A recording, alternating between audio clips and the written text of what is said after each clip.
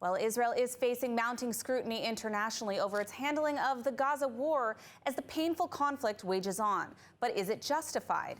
Here to speak with us about the morality of Israel's war in Gaza 6 months on is one of the leading experts in urban warfare today, the chairman of the Urban Warfare Studies at the War Institute at West Point, retired U.S. Army Major John Spencer. Major Spencer, thank you so much for joining us today. I want to start by asking you about what Israel has achieved 6 months on, and given the fact Israel's facing pressure to implement a ceasefire, what's the right thing to do at this point?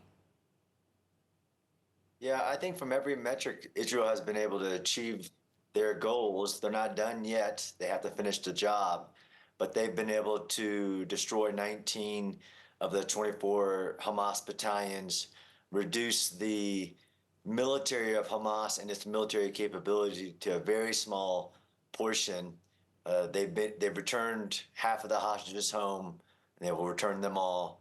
They have cleared dense urban terrain within 6 months, massive cities, down to a small portion left to be cleared.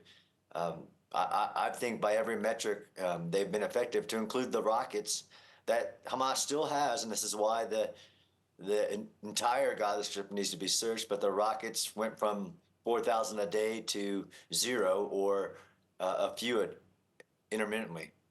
Absolutely. Now, much has been said about this 30,000 casualty number provided by Hamas. And of course, they include a high number of children who were allegedly killed. What can you tell us about these numbers based on your expertise in urban warfare? How accurate might they be?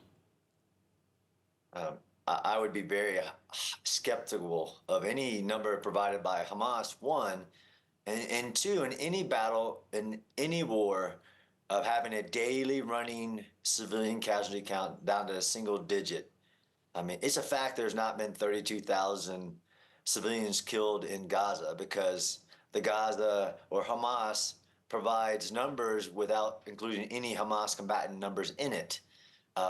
By every metric, the ratio of combatant to civilians, which again is not something I've seen in any other war, but is still historically low for the context of the war. But I would be very skeptical of believing you could have a daily running count to the single digit in any war, let alone in an urban war.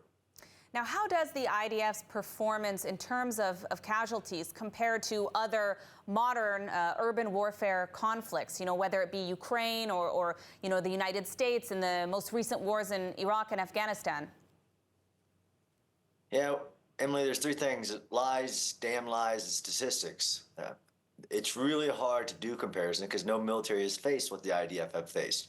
They haven't faced a combatant of 30,000 embedded in tunnels, over 400 miles of tunnels, 15 to 200 feet underground, that use their civilians as human shields and human sacrifice, because they say they want as many to be killed.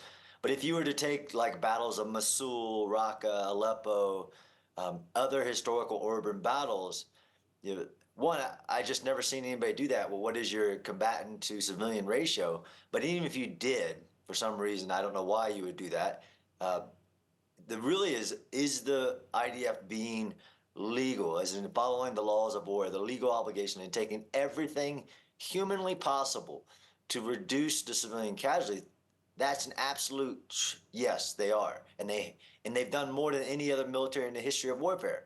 But even if you took the numbers that Hamas gives and you take the one that Israel's give, because I believe, Israel, a moral, democratic government and a military over a terrorist organization. But even if you took all the numbers, the 1 to 2 or whatever the number is historically low compared to those other battles where you have an enemy embedded in urban terrain who says, I'm not leaving, you have to come get me.